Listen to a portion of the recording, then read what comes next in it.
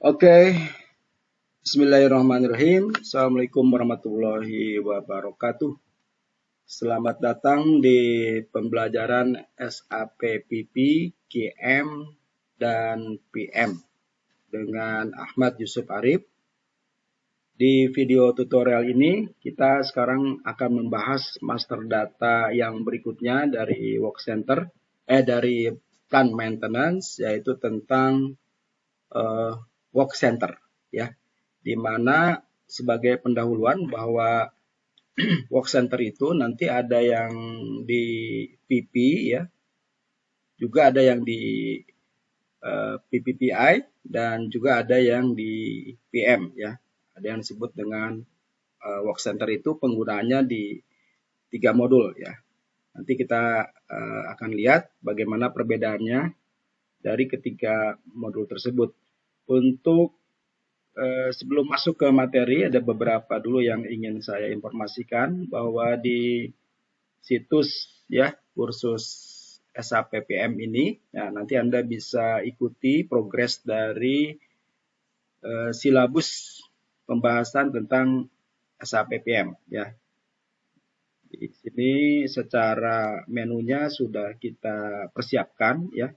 Menu-menu nanti yang akan menjadi bahan diskusi saya. Antara lain di sini nanti kita menjelaskan tentang SAP PM, ya, overview-nya seperti apa yang dimaksud dengan SAP PM, terminologi yang ada di SAP PM, baik itu maintenance plan, ya, maintenance planning plan itu apa bedanya, nanti ini ada di pembahasan overview, ya. Nanti Anda bisa merujuk ke organizational structure dari PM. Kemudian master data PM, ya, di PM juga hampir semua di modul tentunya dia mempunyai master data, ya, sebagai sarana untuk bisa masuk ke transaksi. Master data PM di sini saya sudah mengkategorikan ada beberapa, ya. Ada equipment, panglog, Workcenter, serial number, equipment ini, kemudian BOM, classification, katalog, measuring point, sama permits, ya. Ya, ini semua nanti kita akan showkan ke Anda pemahaman tentang master data yang ada di PM, ya. Juga nanti ada planning, maintenance planning proses. Di sini ada yang planning, ada yang scheduling. Nanti juga saya akan bahas semua, ya. Maintenance proses ini ya ada yang planning, ada yang execution. Kemudian juga ada preventive maintenance, kemudian refurbishment, inspection, report yang ada di PM, dan terakhir adalah configuration, ya. Ini materi yang sedang kita lengkapi untuk SAP PM. Untuk teman-teman yang memang sudah di bidangnya SAP PP maupun QM, juga saya sudah menyediakan situs di sini di sapindonesia.net, ya. Materinya sudah lengkap dari silabus yang saya sampaikan di sini untuk PP maupun untuk QM, ya. Dari mulai master data juga ada master data PP, kemudian ada planning prosesnya, MRP, dan production, order execution, juga configuration. Untuk modul SAP PP QM memang sudah lengkap materinya saya berikan di situs. Tapi untuk teman-teman yang memang mau fokus untuk mempelajarinya lebih dalam, karena di sini terbatas, ya, di sapindonesia.net ini pembahasannya terbatas dan tidak terstruktur. Maksudnya saya membuat artikelnya di sini Anda bisa lihat random, ya. Jadi ada PM, ada PM juga, ada QM-nya. Nah, di sini ada PM-nya, ya. Jadi nyampur gitu kan. Memang sengaja ini saya dokumentasikan seperti ini. Juga ada QM-nya, ya. Ada QM. Ada sampai PPPI-nya juga gitu, ya. Jadi nanti mungkin Anda akan kebingungan mempelajarinya ini karena modulnya semua bergabung di sapindonesia.net, ya.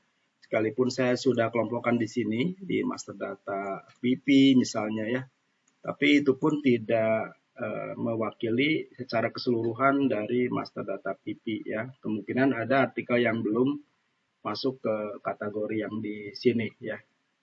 Nah, untuk itu bagi teman-teman juga yang memang mau belajar khusus dengan saya juga mendapatkan bimbingan. Nah, ini saya sudah menyediakan satu materi sapindonesia.net di mana di sini saya mengumpulkan materi-materi yang sudah saya sampaikan, saya urutkan ya, jadi secara silabus memang, tetapi materi pendalaman di sini lebih lebih dalam yang saya bahas ya. Oke, sebagai contoh untuk silabus SAP PP, nah ini pembahasannya mulai dari overview-nya, pemahaman SAP PP ya. Di masing-masing modul juga saya memberikan terminologi overview dari modulnya ya. Kemudian di sini ada pembahasan master data material, work center. Nah, ini work center di PP ya. Nanti kita akan bahas work center yang ada di PM ya. Ada kemiripan tetapi perbedaan T-code yang dipakai. Kemudian routing, demand management, MRP. Nah, nanti bisa Anda ikuti semua di sini saya udah lengkap ya. Materinya juga sampai ke configuration-nya juga kita jelaskan secara detail. Baik itu dalam file PPT ya, bisnis prosesnya, skenario-nya, juga di dalam sistem SAP-nya seperti apa ya. Nanti Anda bisa mengikuti di sistem SAP-nya yang Anda punya karena memang standar ya, sama gitu ya. Kalau SAP standar ya pemakaian T-code, penggunaan screen-nya ya sama lah, kurang lebih sama gitu ya. Berbeda dengan SAP yang dibuat custom. Tentu saja ini berbeda. Kalau ini saya berbicara tentang SAP yang standar ya, berlaku di semua yang pengguna SAP. Oke, saya kira itu ya. Jadi kita akan masuk ke work center ya. Sebentar, kita lihat dulu.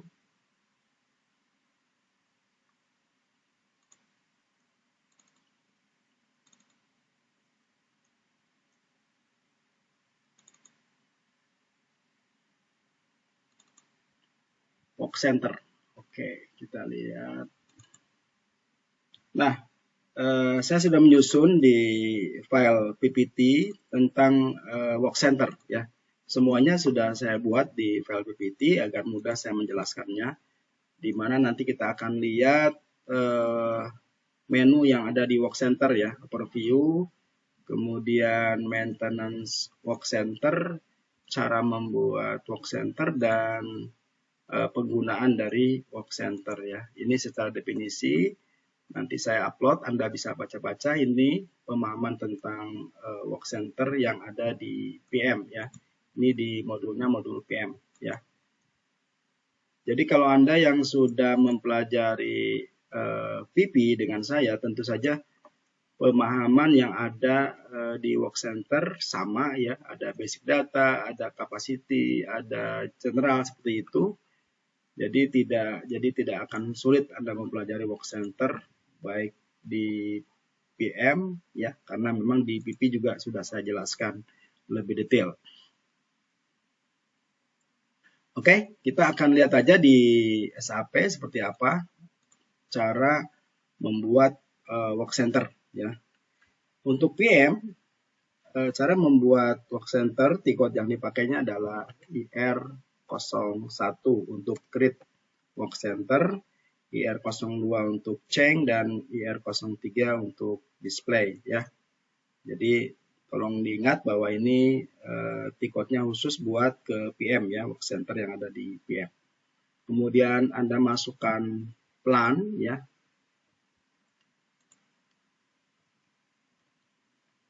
Oke, misalnya saya masukkannya plan itu. Kemudian nama dari work center ya. Misalnya saya bikin itu ya. Lalu kategori ya. Work center kategori kita lihat. Nah, karena memang ini rencananya mau dibuatkan satu work center yang nanti ada di dalam struktur equipment Panglog ya. Jadi kita mengambil yang ini ya, plant maintenance. Oke, enter. Kemudian Anda buat itunya, description-nya. Misalnya saya membuat Mega General Electric, gitu ya. Kemudian ini person responsible-nya. Misalnya saya pakai ini. Kemudian usage ya. Usage adalah nanti work center ini bisa kita fungsikan di mana aja ya. Tadi saya sudah memberikan penjelasan bahwa work center itu sebenarnya bisa difungsikan di beberapa modul SAP ya. Misalnya di sini seperti di routing ya. Only routing berarti ini ada di SAP discrete manufacturing di PP ya. Kemudian yang berikutnya ini yang ada di inspection. Dan nah yang di PM ya, yang di PM tentunya Anda juga yang pakai ini ya. Production bukan ini. Yang ini. Only maintenance task list. Ya. Jadi kalau memang work center itu nanti hanya dipakai di PM, Anda bisa menggunakan ini. Tapi kalau kebiasaan dari konsultan biasanya menggunakan yang ini ya, task list type. Jadi work center itu bisa dipakai di kegiatan di task list mana saja, gitu ya. Oke, jadi saya pakai yang all ya, all task list. Kemudian standar value key. Nah ini karena di PM ya, jadi saya mau ambil yang no standard value ya. Jadi yang ini aja, karena memang nanti kalau untuk di PP berbeda ya. Di PP biasanya lebih diaktifkan activity-nya ya. Di standar value key di sini nanti akan lebih diaktifkan. Tapi kalau di PM nanti kita nggak di situ, ada caranya ya. Oke. Kemudian default value ya. Untuk default value ini control key untuk operationnya ya. Nah, operationnya untuk PM memang dibuat berbeda dengan PP. Jadi ada standarisasi dari SAP ya. Kalau seperti ini PI01 ini untuk proses industri ya. Sementara nanti untuk discrete biasanya PP01. Nah, untuk PM, nah ini untuk PM ada 5 ya, ada 4 macam isinya, 1 2 3 4 dibedakan, yaitu PM01 untuk internal, kemudian PM02 untuk eksternal, dan ini untuk yang servisnya. Jadi maksudnya nanti dalam pengerjaan di operation di lapangan bisa dilakukan proses pengerjaan oleh tim internal ya, begitu maksudnya. Sedangkan yang PM02 nanti yang bisa pengerjaannya oleh pihak luar ya. Nah, kita pakai yang ini dulu, yang normal dulu, PM01.